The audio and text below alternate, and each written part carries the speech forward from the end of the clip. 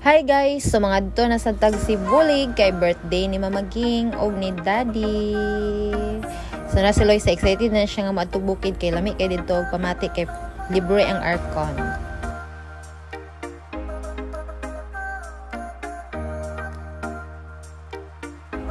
Unya kay pagabot na mo kay nagbagyo man sumoto amos nang higda si Loisa pero ang lechon on the go. Nana, magluto na sila. Lamig na sila magluto guys. Sama sa Master Chef sa Sibulig. Ay, medyo ka nga. Di naman kaganahan ko. Ay, kaya lamig ito may pagkain. So na, na-serve na itong lechon. Huwag atong handa sa panahon. Kantamig happy birthday kay Mama Ging, kay Daddy. Enjoy ang celebration sa ilang birthday para bibo. So namin gihatag nga gift. Bouquet of flowers. So buntag naman, diri sa tas kamuti o ginamos nga nay kamatis. Lami kayo guys. Lami jud kay basta nakasbukid.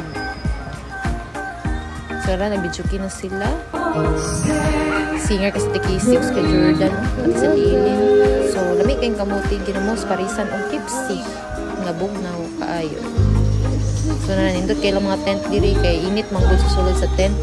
So, muingkod na ko kay ma-plaster ko kay murag lami kay manghunat og kaon diring dapita da.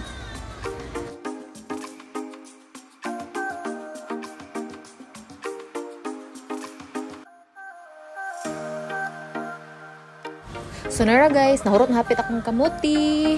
Dugang nga sigutod tuod. Joke. Sumoto, nabusog naman ko. Then, naka-decide mi nga ipapaway na po si Loisa. Nindot kay tent guys, ganahan kay na siya kay nindot kay view sa tubang.